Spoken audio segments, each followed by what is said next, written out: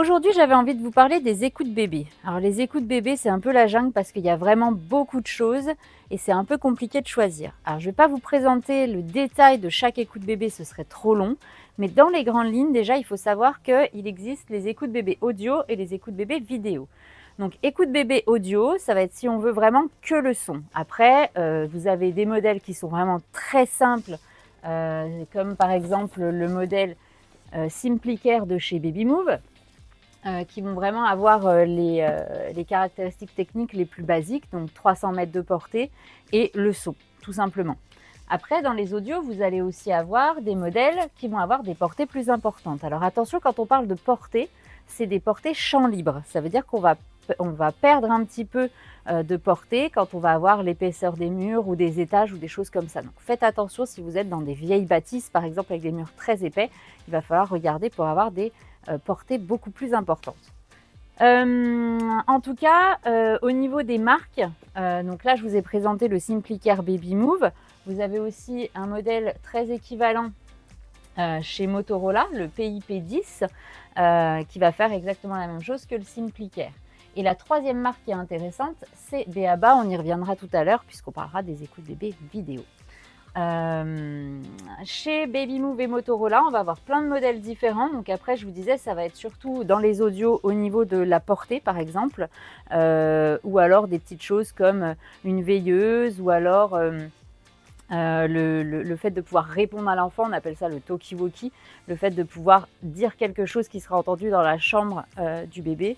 Voilà, c'est ces petites caractéristiques techniques qui vont faire la différence entre les écoutes bébés audio. Maintenant, après, pour les vidéos, c'est encore plus vaste parce qu'ils vont chacun avoir leurs petites caractéristiques supplémentaires selon les marques et selon les modèles. Donc pareil, on reste toujours sur les mêmes marques, Babymove, Motorola, Beaba. Il y a vraiment de très bons modèles et c'est des marques qui sont relativement fiables.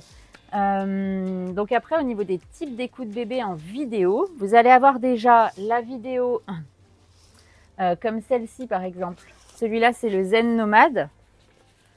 On a aussi donc ça c'est chez Beaba. On a aussi la même chose, je ne sais plus où il est, chez Motorola. Donc en fait l'idée là, ça va être d'avoir votre caméra et vous allez installer une application sur votre téléphone pour pouvoir voir le bébé en vidéo. Donc là en fait il n'y a pas deux éléments d'écoute bébé, il n'y en a vraiment qu'un puisque c'est votre téléphone qui fera le support. D'accord ? Ensuite, vous allez avoir des systèmes où il y aura un moniteur. Ça veut dire que là, par exemple, chez Motorola, ça c'est le PIP 1200. Là, on va avoir la caméra et on va avoir vraiment un moniteur avec la vidéo qui va s'afficher. Donc, on a vraiment deux éléments dans cette écoute bébé. Donc ça va vraiment dépendre de vos attentes, de ce que vous voulez faire de cette écoute bébé. Généralement, sur les caméras, on a des portées qui sont plus courtes. Alors, sauf quand on parle de celui qui est avec le téléphone, puisque là, du coup, ça pourrait se faire n'importe où. Mais quand on a un moniteur comme ça, généralement, on est entre, selon les marques, 250-300 mètres maxi pour de l'écoute bébé vidéo. Et après, ce qui va faire la différence entre les différents modèles, ça va être aussi la taille de l'écran.